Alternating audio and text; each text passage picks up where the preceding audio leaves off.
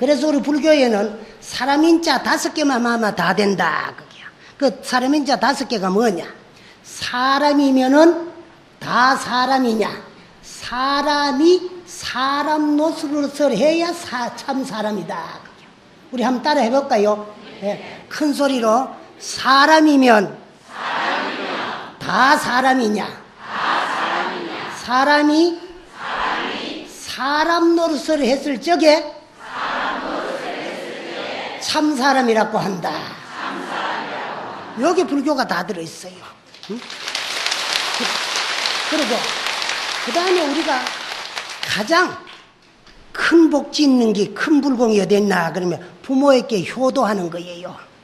절에 아가 법문 듣고 가가지고는 저놈은 늙어 왜 빨리 안 죽노고 말이라 독이나 피우고 그러면 절에 댕길 이유도 없어요. 그래 불교는 효입니다. 그래서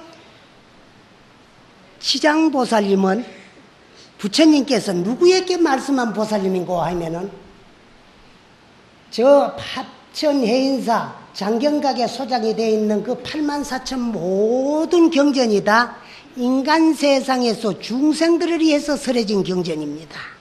그런데 그 가운데도 지장보살 본원경은 서가모니 부처님께서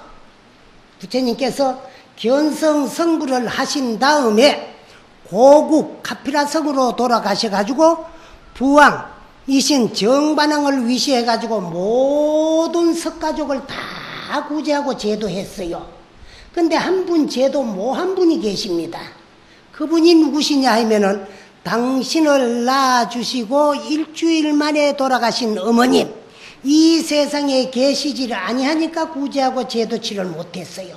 그래서 그 어머니마저 제도하기 위해서 어머님 계신 곳이 어딘가고 관해 보니까 3개 가운데는 6개 6천 가운데는 제2천 도리천 33천 가운데는 중앙에 위치한 제석궁에 어머님이 태어나 계시는 것을 보시고 어머님을 제도하시기 위해 가지고 청정노사나 신을 놔두어 가지고 천상으로 올라갈 적에 천불이 나타나 가지고 환영을 했다 해 가지고 여러분들이 저 인도 성지순례를 가면은 서가모니 부처님께서 23년 동안에 머무르면서 21년 동안에 600부 바자부를 설했던 절이 있습니다.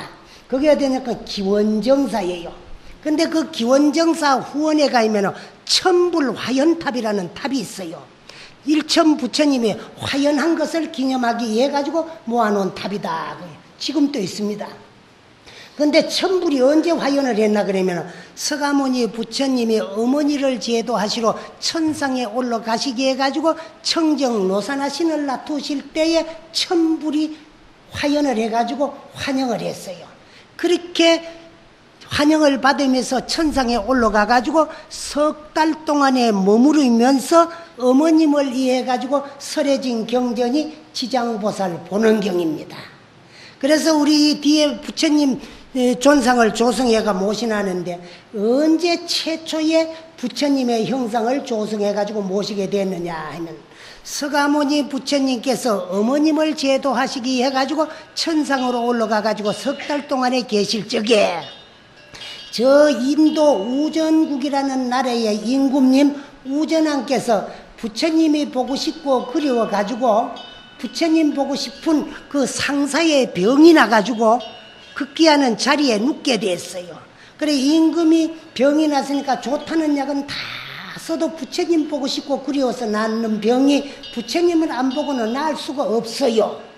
그럴 때 부처님 제자들이 찾아가 가지고 부처님 보고 싶고 그리워 가지고 이제 이렇게 병이 나 가지고 자리에 누워 있는 것만이 능사가 아닙니다. 그러면 부처님이 안 계시는데 어떻게 해야 되겠느냐. 그러니까 이 세상에 가장 향기로운 값진 전단향나무를 구해다가 부처님 모습과 똑같이 부처님 형상을 조성해가지고 정각을 짓고 모셔놓고 부처님이 보고 싶고 그리울 때마다 가가지고 예배를 드리면은 부처님 보고 싶은 마음이 사라질 겁니다. 그랬어요. 그 말을 들은 우전왕께서 값진 전단향나무를 구해가지고 부처님 존상을 조성하기 해가지고 조각쟁이들을 모집을 했는데 아무도 안 나타납니다. 왜?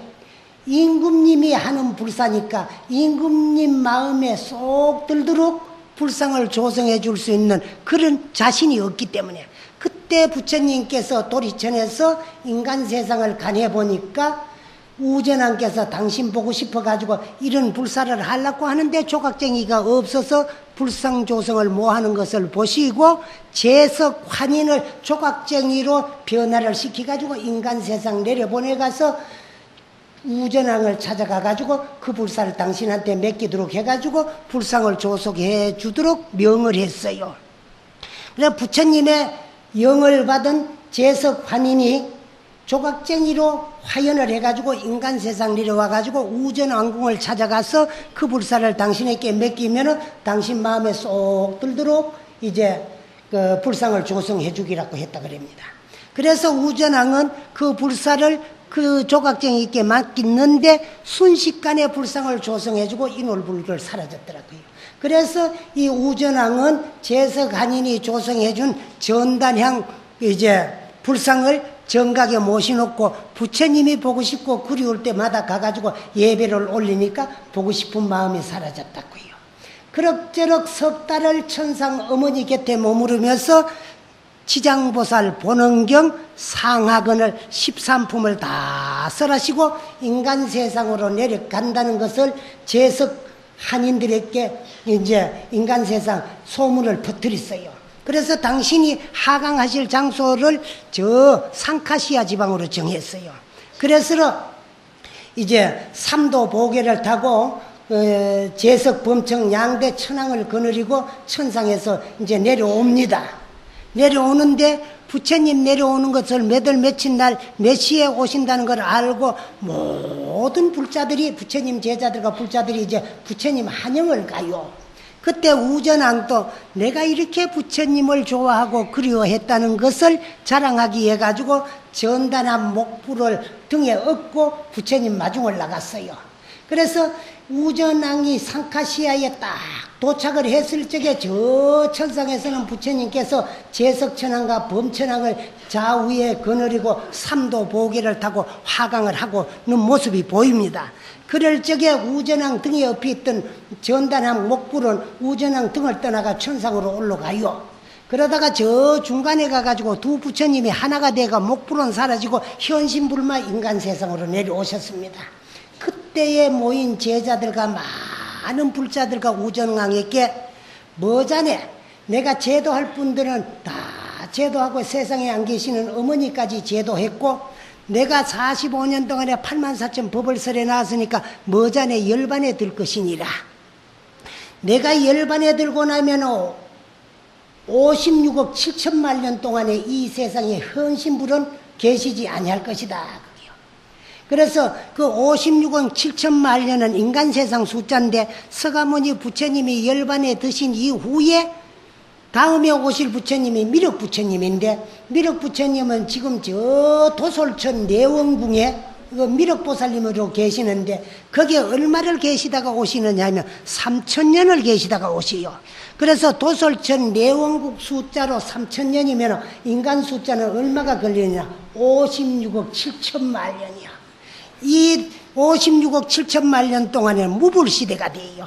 그래서 부처님이 서로는 정법이 1000년을 머무르고 상법이 1000년을 머무르는데 이미 우리가 사는 이 세상에는 부처님이 다녀가신 지가 2000년이 넘었기 때문에 정법, 상법 2000년은 이미 벌써 다 지나갔고 개법 말년이 도래됐는데 개법 말년에는 투쟁이 견고하다. 그래서 경쟁, 싸움이 견고해요. 그럴 적에는 이제 참 말법 시대에는 누구가 우리 불자들을 다 지켜야 되느냐 하면은 지장보살님께서 정법 상법이 2000년이 지나가고 개법 말년을 넘어서 미륵 부처님이 이 세상에 출현하실 때까지 말법 세계의 하근 중생들을 남김없이 다 구제하고 제도받으라고 부처님으로부터 부촉받은 보살님이 누구냐 하면은 지장보살님입니다. 그래서 지장보살 본원경에 보면은 부처님께서 오관지장 위실력은 그래요. 오관이라는 말은. 그런데 요즘은 이제 부처님이 하실 때는 나고자 볼간자를 쓰는데 우리가 지장보살님 찬양할 적에는 오관지장 크는 것을 지장대성 그렇게 부릅니다. 지장보살님 가영이에요. 오관지장 위실력은 그 이제 내가 보니까 지장보살님의 그 참 신통묘용한 법력과 신통은 항하사급 설란진이다. 그래. 항하강가에 모래알과 같이 많은 세월 겁을 두고 부처님이 찬양해도 다 찬양할 수가 없다. 그랬어요.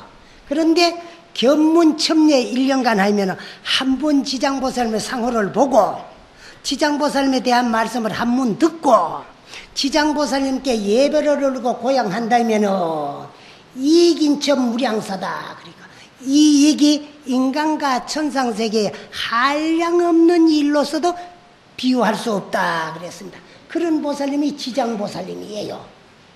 그래서 스님들이 이러한 지장보살님의 신통묘용한 법력과 말법시대의 하근 중생들을 부처님으로부터 부촉받은 보살님이 지장보살님이라는 것을 잘 말씀을 안 해주고 그저 돈벌이 주는 유명교주 지장보살 고마 유명교주 지장보살 모시고 천도지 지낸다고 목당만 뚝딱 하면 돈 나오거든. 그러니까 가장 잘하는 지장보살님이 유명교주 지장보살님이지 남방하주 지장보살님과 대원본전 지장보살님 잘 몰라요. 모르는데 지금은 이제 아마 10년 전만 하더라도 우리가 길을 가다가 보이면은 간음기도 도량, 간음영험 도량 이런 게 많이 붙었었어요. 근데 지금은 댕기다가 보면은 간음기도 도량, 간음도량, 간음영험 도량 하는 것보다 지장기도 도량, 지장영험 도량 붙었는 데가 더 많아요. 그건 왜 그러냐 그만 시절이 정법 상법이 2000년에는 지장보살님이 아니라도 다 교화가 되고 구원받을 수 있었지만은 정법 상법 2000년은 이미 벌써 다 지내가고 개법 말년에는 지장보살님이 아니면 구원을 받을 수가 없다 거기야. 그래서 중국, 한국, 일본, 삼국 가운데 지장보살님이 가장 인연이 있어가지고 선택한 나라는 우리나라입니다. 그래서 지장보살님 화신이 신라 때 김씨 왕가에 김교각이라는 이름으로 이 세상에 와보니까 당신은 뜻은 큰데 불보살의 화신으로 와보니까 영토가 너무 좁으니까 그래서 24살 젊은 나이에 서해바다를 건너서 저 중국 동해안에 도착을 해가지고 구하산으로 들어가가지고 99살까지 살면서 이제 참 지장신앙에 대해 가지고 많이 펴시다가 열반하셨어요. 그래서 이제 아미타불 부처님은 풍간선사라는 이름으로 중국 땅에 몸을 받아서 태어났다가 다녀가시고 문수보현은 한산습득이라는 이름으로 중국에 다녀가셨지만 유독 지장보살님만이 우리나라의 김씨 왕가의 교각이라는 이름으로 왔다가 다시 중국 땅으로 돌아가 가지고 도양 삼국에 그 지장신앙을 깊이 뿌리내도록 한 분이 우리나라의 출신 김교각, 중국에서는 김지장이라 그래요. 그리고 또 일본에서도요. 일본 같은 데 가면은 시내 안에도 우리나라 당집 같은 조그마한 집들이 있는데 거기에 보이면은 아마 99%는 다 지장보살님을 모셔놨어요. 근데 지장보살님하고 인연이 가장 중요한 우리나라에서는 아직 지장신앙이 깊이 뿌리내리질 못했는데 지장신앙이 아마 이만큼 일반 신도들에게 알려지게 된 데는 나 은사스님이신 한산당 하음스님이 일조를 했을 겁니다. 그분이 제일 먼저 이제 지장기도를 많이 하셨고 지장보살님은 천도죄에만 아닌 살아있는 말법시대의 하근등 중생들을 다 지켜주고 교화하는 보살님이 지장보살님이라는 걸 평생에 교화하시다가 가셨어요. 근데 그거는 어떻게 해가지고 이제 지장신앙을 접하게 됐느냐 하면 출가하기 이전에 당신의 고향은 저 경상남도 고성인데 아버님이 독립운동가였어요. 그래 독립운동을 하다가 일본 놈들께 발각이 돼가지고 고향 땅에 살 수가 없어서 이제 고국을 떠나는데 그 이제 임시정부가 있는 중국으로 가시려고 하다가 생각하니까 독립운동하는 데는 돈도 필요하고 호랑이를 잡으려면 호랑이 굴로 들어가야 되고 등하불명이라고 하니까 등잔밑이 어둡다고 하니까 일본으로 내가 건너가면 내가 독립운동가인지를 모를 것 하고는 일본으로 들어가 가지고 거기에서 개인 사업을 해 가지고 돈을 벌이가 독립기금을 마련하기 위해서 일본으로 건너가셨어요. 아들, 딸, 남매를 거느리고. 그래서 일본에 가가지고 한 사업이 뭐냐 그러면 두부공장을 했다는 거예요. 두부공장. 그런데 두부도 우리나라에선 만들 수 없는 참깨를 가지고 고야산에 가가지고 두부 만드는 방법을 만들어가지고 오사카에 와가지고 일반화시키기 위해서 두부공장을 했다 그래요. 그렇게 해가지고 거기서 얻어지는 돈을 가지고 독립기금으로 이제 붙여드리다가 일본서도 오래지 못해가지고 발각이 돼가지고 일본 순사에게 잡혀가지고 투옥이 돼가지고 일본 놈들에게 고문반이라고 두드려 맞아 골병된 병을 고치질 못하고 옥중에서 옥살을 하셨어요. 그래서 스님 어머님께서 독립운동가의 아들을 독립운동가로 길러야 되는데 그렇게 해서는 우리는 독립운동을 하려면 재정이 필요하고 돈을 많이 버리는 데는 의사가 좋다 싶어가 당신의 아들을 오사카 의대를 보냈다는 거예요. 그래서 스님께서 오사카 의대를 졸업하셔가지고 내과 전문의 과정을 마칠 적에 2차 대전이 일어났는데 일본 놈들에게 잡혀가지고 원수의 나라 일본 군대에 끌려갔어요. 그래서 이제 어머님 혼자 딸 하나하고 데리고 내 식구가 이제 둘 남았어요. 있는데 그래도 먹고는 살아야 되니까 공장 같은 거는 전부 압수당하고 그래서 이제 어린 남매를 길러가지고 교육시키기 해가지고 당신이 행상을 했다 그래요. 했는데 그 아들을 대학 졸업시키가 이대를 졸업시키가지고 일본 군대에 빼앗기고 남은 딸하고 살기 해가지고 이제 행상을 해요. 이제 하는데 저녁이 되면은 이제 당집으로 가가지고 치장보살님 앞에 가가지고 내 아들 무사히 잘 돌아왔고 불을 켜놓고 치장기도를 열심히 했더라고 해요. 그러던 어느 날 이제 치장당에 가가 앉아가지고 기도를 하는데 바깥에 비가 부슬부슬 오더래요. 그래서 이제 일본에 가 살아도 한국식으로 장을 담아가지고 이제 낮에는 장이 좀 떨어지라고 이제 장뚜껑을 태양빛에 떨어지라고 열어놨는데 이제 뿌리고 장뚜껑을 안 덮어놓고 기도를 하러 왔는데 비가 오니까 갱물이 들어가 있으면 티가 쓸까봐 그래 집에 돌아가가지고 장뚜껑을 덮고 다시 기도를 하려고 돌아오니까 당신이 밝혀놨던 초롱 등불이 없어졌더라는 거예요. 근데 그 참 아깝다.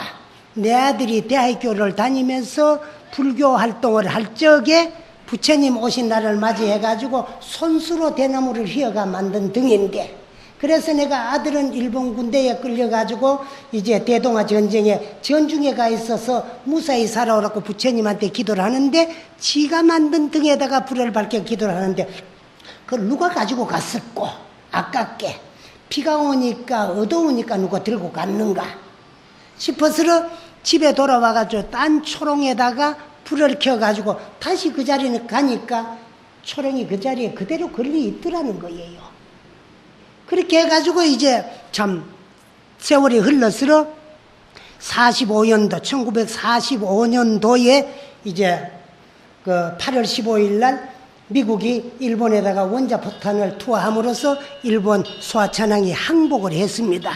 항복을 했는데 그때 우리 스님은 어디에 계셨나 그러면 남양군도라고 옛날에는 우리 그래 불렀는데 요즘 저 마레시아 지방에 있는데 거기서 해방을 맞이했다 그랬는데 해방이 될 적에도 어떻게 해가지고 이제 참 어디서 해방을 맞았나 그러면 미군 야전병원에서 해방을 맞았다는 거예요.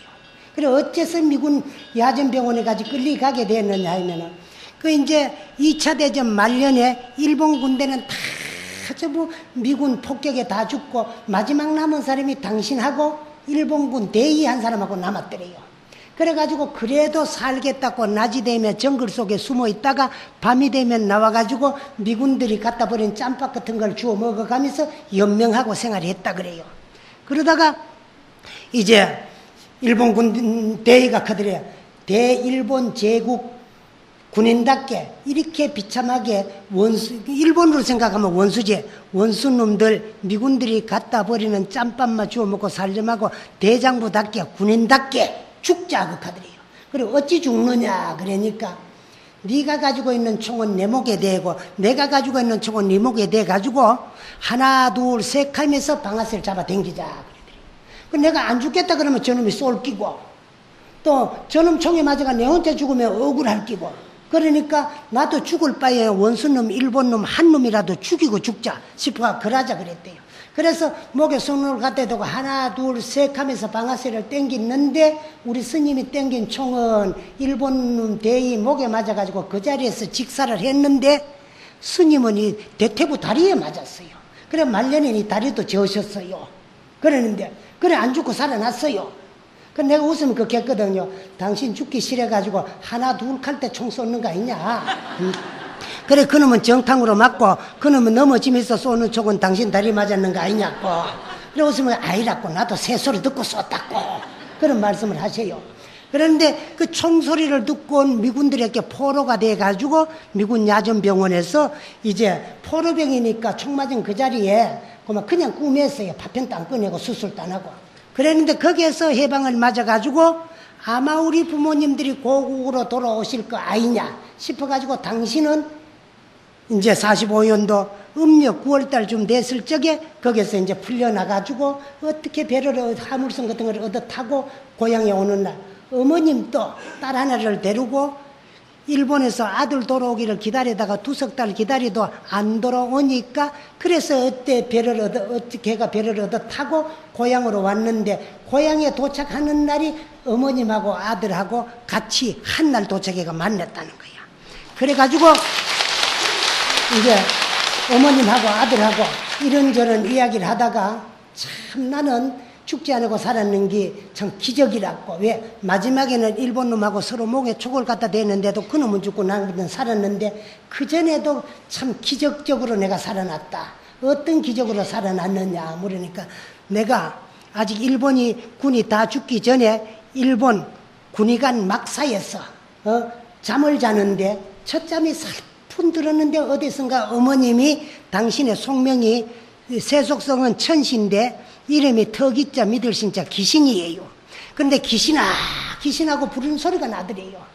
그래서 어머님이 부르는 소리에 깜짝 잠을 깼는데 어머님이 이영만리 타국당 전중까지는 오실 리가 만무하고 여기는 타국이고 전시고 어머님은 올 수 없다는 그런 생각도 할 겨를 없이 어머님이 부르는 소리에 바깥으로 뛰쳐나갔다는 거예요. 그래서 뛰쳐나가신 다음에 이제 바깥에 나오니까 저 앞에 큰 불덩어리가 하나 있는데 거기서 어머님이 자꾸 부르더라는 거야. 그래서 어머님 부르는 소리에 불덩어리를 따라가다 보니 뒤에서 쾅 하는 소리가 나가 돌아보니까 당신이 자고 있던 그 군의관 막 사이에 미군들이 폭격을 해가지고 당신 하나 빼고는 다 죽었더라는 거야.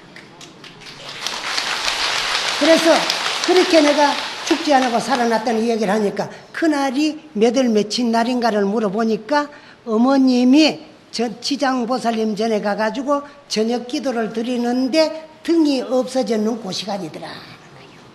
그래서 신앙의 힘은 시공을 초월해가지고 어머님이 밝혀놓은 등이 그 마레시아까지 날아갈 택도 없었을 거고 하지만은 어머님의 지극정성에 의해가지고 아들이 있는데 가가지고 그만 이제 어머님 소리로 아들을 그 이제 좀 있으면 폭격할 재미니까 나오라고 지장보살님의 신통묘용한 가피력에 의해서 살게 되었고 또 이제 등을 잃어버렸다고 집에 돌아가 켜고 그 등은 그대로 있더라는 거야. 그래 등은 간 일도 없고 온 일도 없지만은 그 시간에 어머니 눈에는 보이지 않냐고 아들이 있는데 가가지고 그 등이 나타나가지고 잠잔 아들을 깨워가지고 미군 폭격으로부터 목숨을 구했다 그게.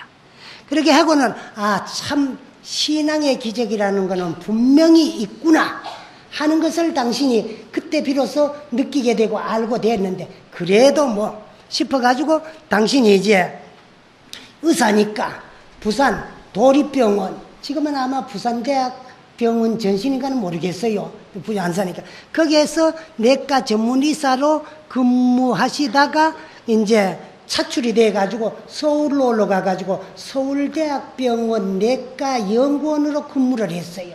그러다가 48년도에 우연히 총 맞은 다리가 아파서 죽을 지경이더래요. 그래 그때는 뭐 엑스레이도 없고 사진 찍을 수도 없고 그 해방된 직후였기 때문에 48년도니까 3년 해방된 3년 후에거든. 근데 이 다리는 아파가지고 견딜 수가 없어요.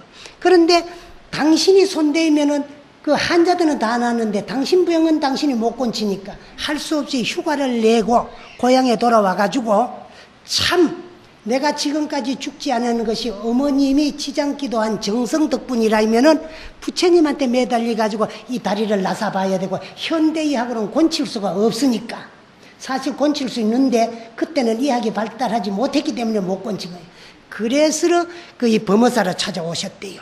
와가지고 동산 큰 스님을 만나서 인사를 드리고 네가 여기 어떻게 왔느냐고 묻기 때문에 어떻게 왔다 그러니까 그러면은 그 이제 기도를 해가지고 부처님 가피를 입으려거들랑 저놈의 미러감이 비어 있으니까 거기에 가가지고 석 달 열흘 100일 기도를 목숨을 걸고 해보라던 거예요.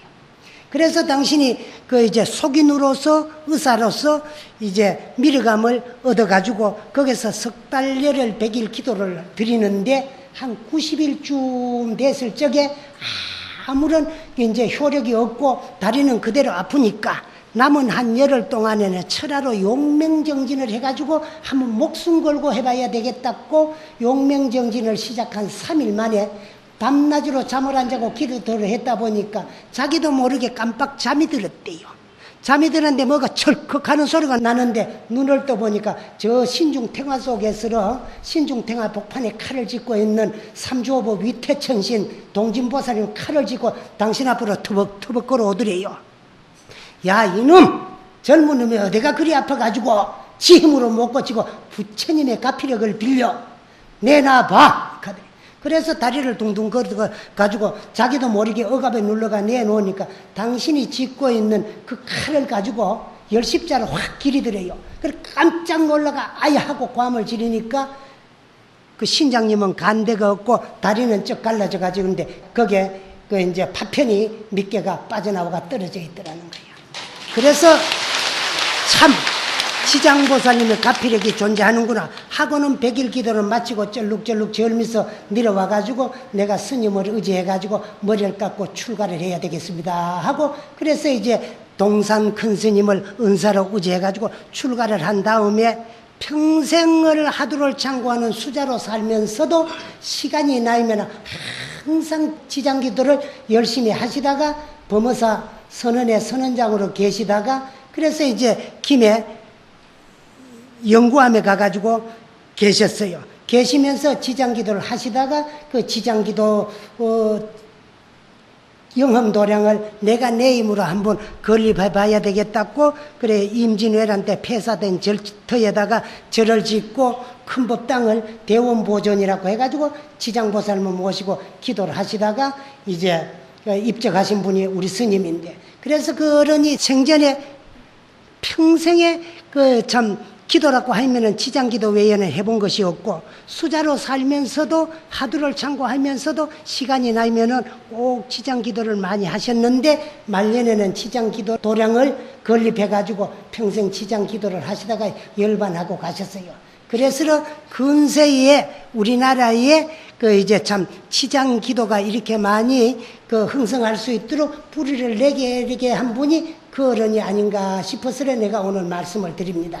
그와 같이 여러분들도 이렇게 그 100일 기도 동안에 조상님들만 모셔놓고 제일마다 와가지고 지장보살님 전에 뭐 참 기도한다고 뭐 머리만 조아리다가 집에 가면 잊어보고 그렇게 하지 말고 열심히 부지런히 하면 되고 할 수 있고 내가 내 힘으로 열심히 기도를 해가지고 우리 상서선망 부모 조상님들의 그 업장도 소멸시켜 가지고 다 이고 등락을 시키고 제도하고 나도 내 스스로 지은 업을 과거 닭업성내에 지켜온 업을 내 힘으로 열심히 기도해가지고 업장을 소멸해가지고 행복된 인생을 살아야 되겠다는 그런 생각을 가지고 열심히 남은 한 50일 동안에도 그저 법문 듣는 날만 절에 와가지고 소불알 덜렁거리지 왔다 갔다 하지 말고 그 남은 50일 동안에 열심히 매일 나와가지고 참 부지런히 열심히 하면 되고 할 수 있고 내가 내 힘으로 기도를 해가지고 내 다급생내 지어온 업을 꼭 놓기 가지고 남은 인생을 행복하게 살아야 되겠다는 그런 마음으로 열심히 기도해 줄 것을 부탁드리고 이야기를 마치겠습니다. 예, 감사합니다.